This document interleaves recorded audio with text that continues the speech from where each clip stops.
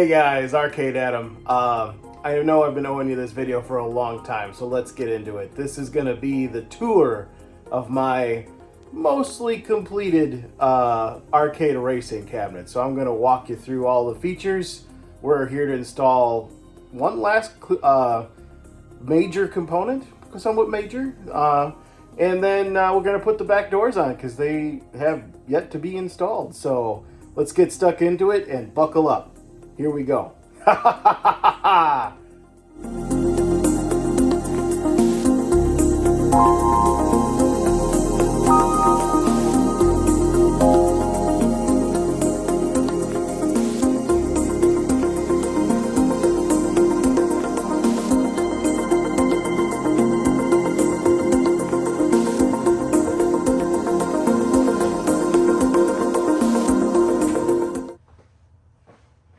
Alright guys, let's start with a quick refresher of the cabinet.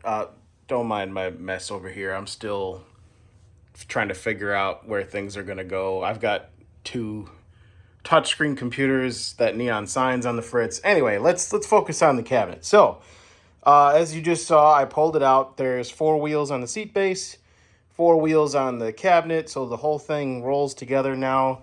I don't think I've, excuse my lens blocking there, but I've bolted it to the cabinet now, so this is all one piece.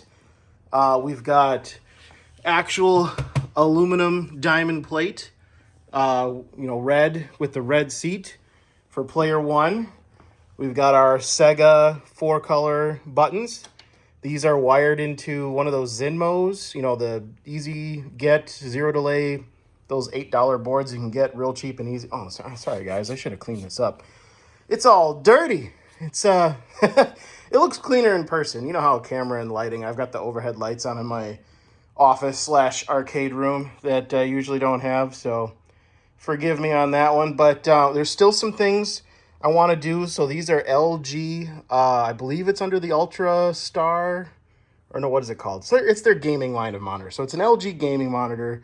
It's 32 inches, it's 1080p, it's 165 hertz, it's IPS, so give and take with all of that, but I thought it was a good balance, good size, damn near bezel-less. I went all the way to the edge.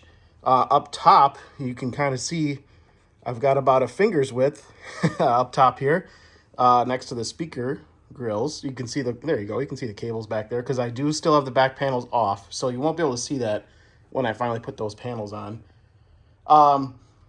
And anyway, what I wanted to point out is I still have this L bracket. It's just sitting in here. It's kind of friction fit for now, but I was going to drive screws into the bottom of this when I get my glass. I still want to put a piece of either tinted or non-tinted glass between this L bracket and up behind, so that it'll go right behind these speakers, and that'll hold it up top and right in front of the monitor, just to give it that arcade, that final touch, if you will. So that's on my to-do list. It's hard for me.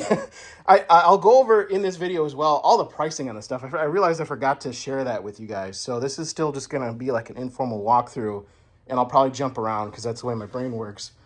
But I want to go over all the pricing and what it took to build these things. But the point being is the glass.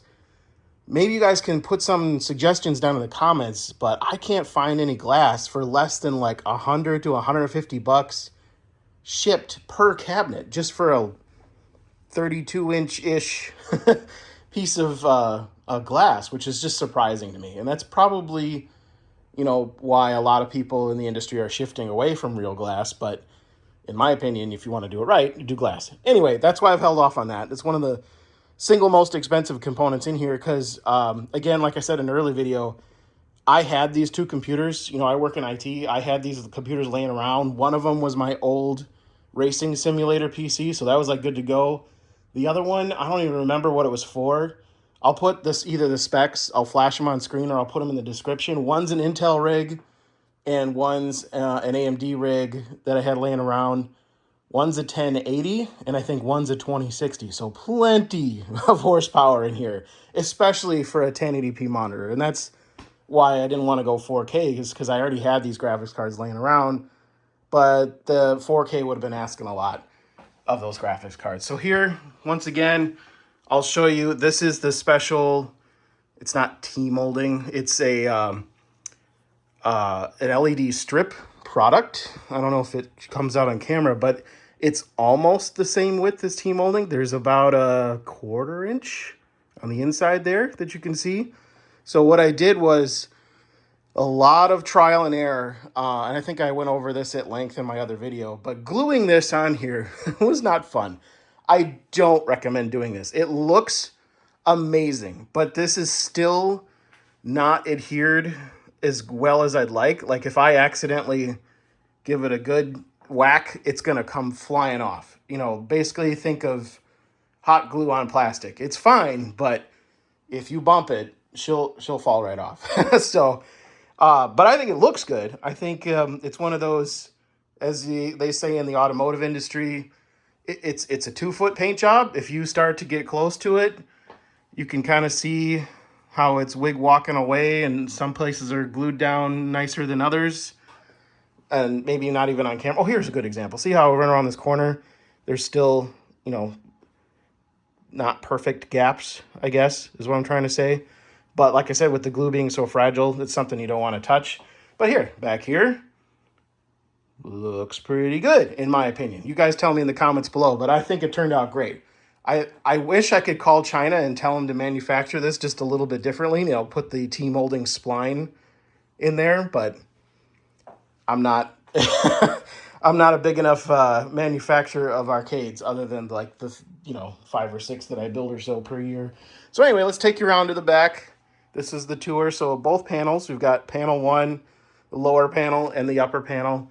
I'll bring those in and I'll shoot a video of putting those on.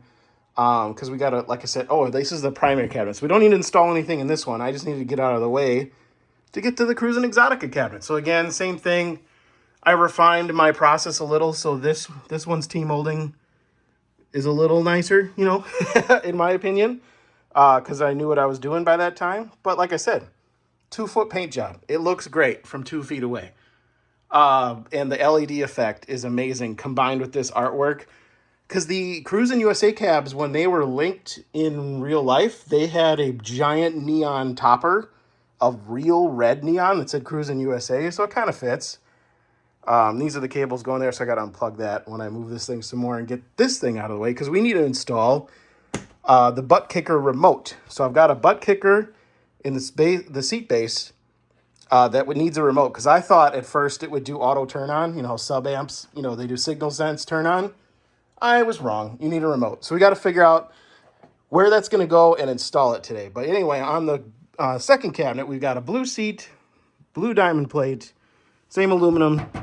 And this is like an aluminum corner right angle piece, bolted on again, right on so those are giant iron L brackets that I screwed right into the 2x4 subframe of the cabinet. So hopefully won't go anywhere, but man, my kids drive aggressive and it just freaks me out sometimes. So hopefully that holds up, but I have a backup plan. Right now, those are lag screws. I have a lag bolt and T-nut situation on hot standby if that gets ripped out of the MDF. So we'll see. Anyway, let me cut this video. I think I'll get this guy out of the way. I just want to give you some more behind the scenes. The marquees up there. Those are the speakers, Logitech 2.1. Subwoofers right down there. I've got one of those smart power strips where, let's see if you can see the labeling, but there's the control, the master, so the PC's in there. So when this gets power, it turns on the rest of them. Some of these are constant power. Oh, that might get pinched. I might have to turn that around. Oh, no, it should be fine because the panel will be right here. It'll squish. It'll be fine. So there's the amp for the butt kicker. And, oh, this is cool. So this guy, this little box right here, that is the RGB fan controller because, of course, the top panel on here has RGB fans. So we need to install that. And it still always freaks me out, these stupid cards with these zero fan curves. I should just upload somebody remind me to do this in the comments. Make a fan curve that doesn't have zero fan mode on that. It just always freaks me out. There's like no heat coming from it, but still. as a grizzled IT person, it still bothers me. Should just always be air movement. It's like turning the fans off on your CPU cooler. You wouldn't do that, so why would you? Anyway, I digress. I've been rambling. Hopefully editing will save you from some of this. I'll be right back. Real quick, guys, before I move on, I wanted to show you the spreadsheet, so I'm going to just fly through this. Hit pause if you want to see the details of, the cost breakdown. But real quick, this, my cost per cabinet was just a little over $1,000 at $1,777.51. The total I spent on 2 cabinets was a little over $2,000, obviously, so just under $2,300. I estimated that if you wanted to do this yourself, starting from scratch, it'd be about $2,800 per cabinet, and that's with a $650 allowance for PCs, because that's basically what I figured I had in my computers if I were to buy them from scratch, new and used parts, whatever. Definitely overkill. Don't need to spend that much on the computer. You could probably get away with like a $400 computer is probably as low as I would go, just for solid state and video cards these days, that kind of stuff. But as you can see, in a lot of this, cost savings for me too is I had the racing sim, and I used everything from that basically. So I had almost a whole complete setup, pedals, wheel, whatever, and all those things that went with it. Even the speakers, I reused those too. So that's a lot of the reason I had for the cost breakdown. I'll put all these links in the description of the video down below if you guys want to dive into this a little quicker, a little bit more at length. All right, guys, here's the specs. Cabinet 1, or Cruis'n USA, as I call it. This is the Ryzen 5 2600, 32 gigs of system RAM. I forgot I had that much in it. I don't remember why, but you definitely don't need that much. 16 is still like the golden spec. And then a GTX 1080 Ti.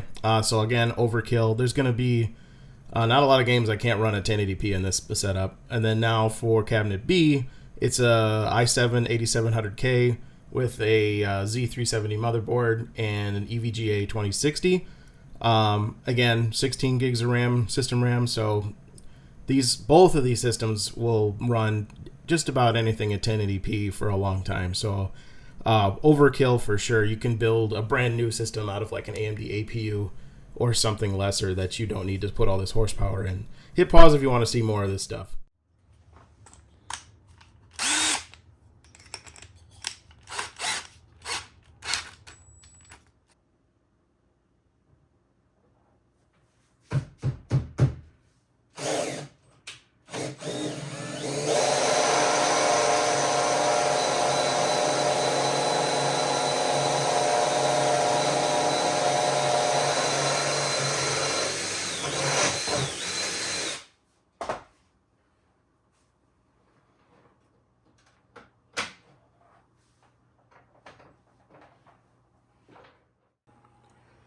So what I was just doing there is I use these, they have a name, it's escaping me right now, but in the audio industry you have 19-inch racks full of these connectors.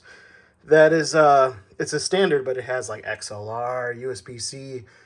These are Ethernet, and they make for nice little connections, and I know I bought another one, but I can't find it for the life of me. So for now, there's a switch inside. So basically, internet comes in, and then cabinet 1 has the master switch for networking, and then cabinet 2 is plugged into that, and then this is internet in. So I just ordered another one because I can't find mine for the life of me. So I'll get that cleaned up next time. But in order to put the back panel on, I can't have an Ethernet cable sneaking over the top. So that's why I had to do just that. So let me go get a vacuum and clean this mess up.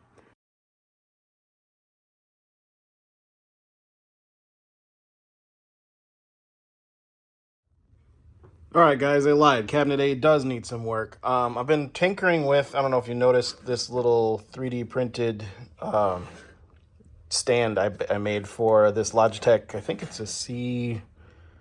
What is this thing? Is it your typical, it's either a C920 or the 720p version of that, whatever that is. Anyway, couple games use the webcam, but also a couple games use the webcam in 90-degree mode. So I put this in the light, a little 3D printed hinge on it. And I also printed some wire management, but that didn't go so good. So this is still beta, because also that's a problem. We need to make the hinge tighter or do something about that. But being able to flip the camera back and forth, because some games need it here and some games need it here. So anyway, what we're going to do is I had this cable, because I was still tweaking stuff, I had it on the front mount USB, which I want to keep clear for drives and adding games if I need to do it that way for whatever reason. So we're going to route this back through here. I think I was going to sneak it under this permanently, but since, like I said, I'm not done doing the glass, I'm going to sneak it under here for now.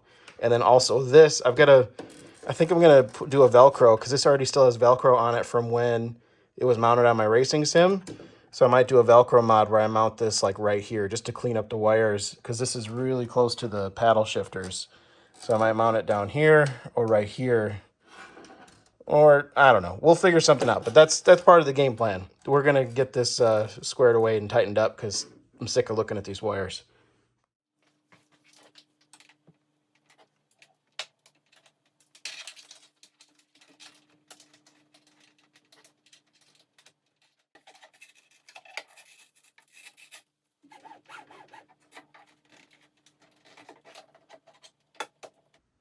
That's not bad. That's not bad at all. What do we think about that? Just, yo, I kind of like that. Sits in this little cutout, got USB. It's not bad at all. Okay, so this is our new temporary solution. It's not perfect. Got a dangler, but also it's out of everyone's way. And it's got a control panel vibe to it for sure. Okay, we're gonna go with that. And let's plug in the USB in the back.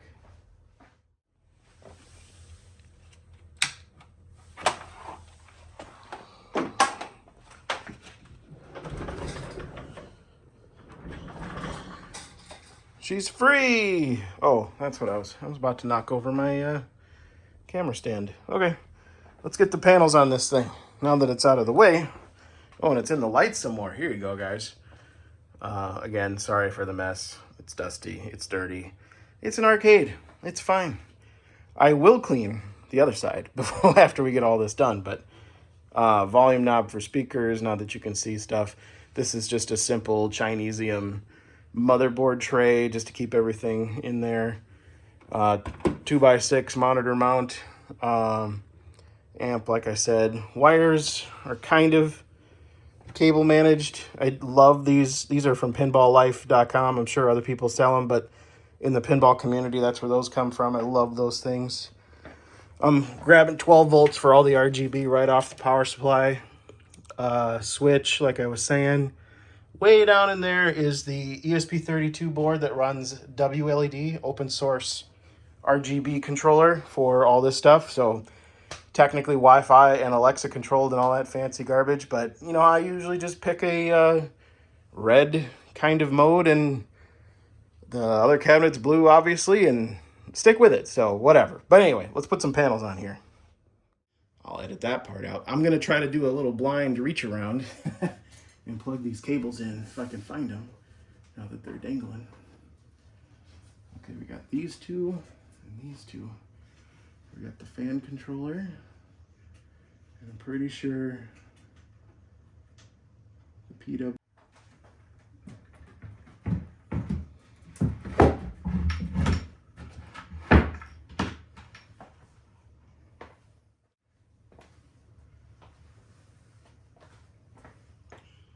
How's that look? Much better.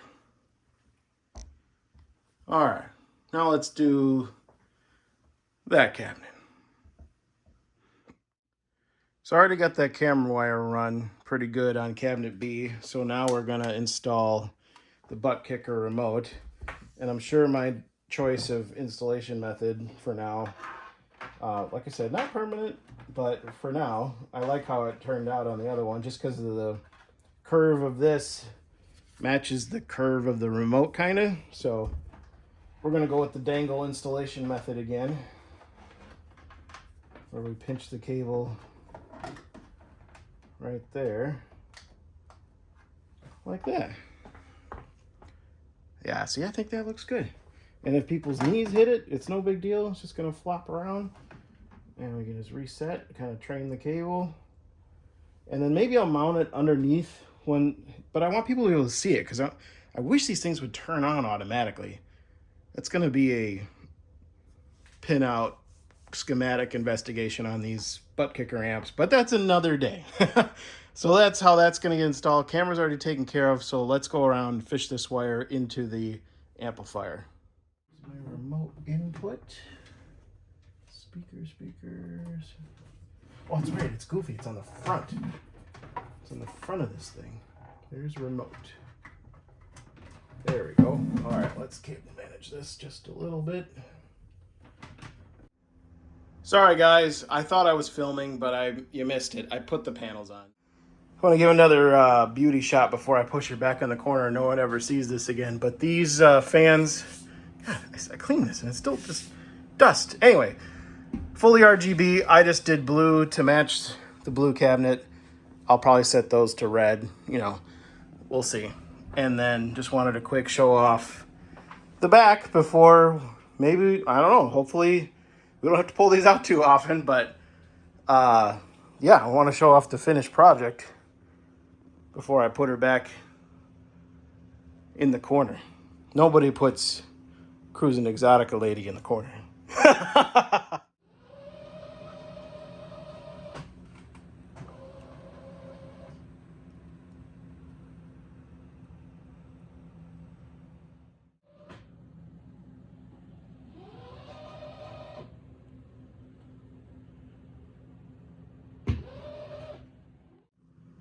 Okay, so lastly, we got to open up this door and plug in those Ethernet cables. Let's see if I can do this one-handed while taking you guys along for the ride and not breaking stuff. So we're going to do our temporary cable in through our temporary hole, because like I said, I ordered that adapter, but for now, this will do. Go into our switch. Ooh, I can feel that airflow. That's nice.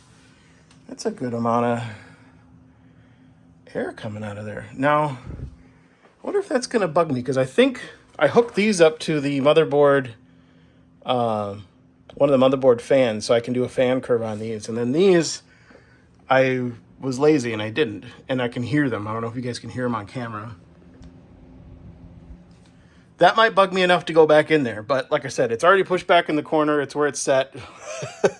For now, we'll see. Okay, so back to this. We got our cabinet B hookup, and then this is basically our internet in to that switch. So this is the uplink for those that are nerds into that switch, and it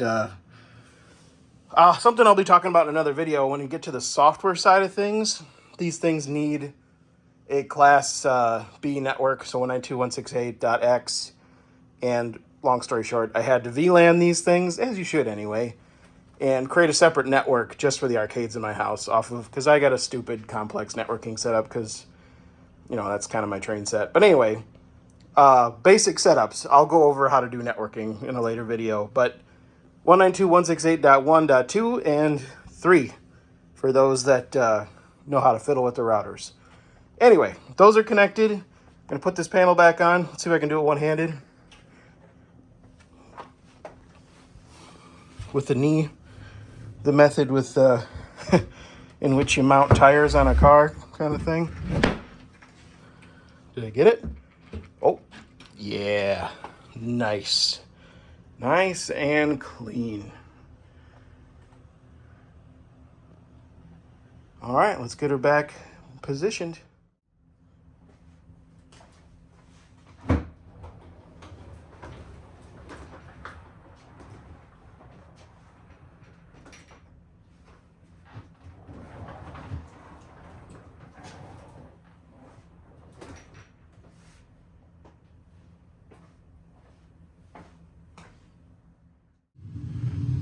All right, we got both cabs back in their spots. We got the fans on. Should be able to see that up here.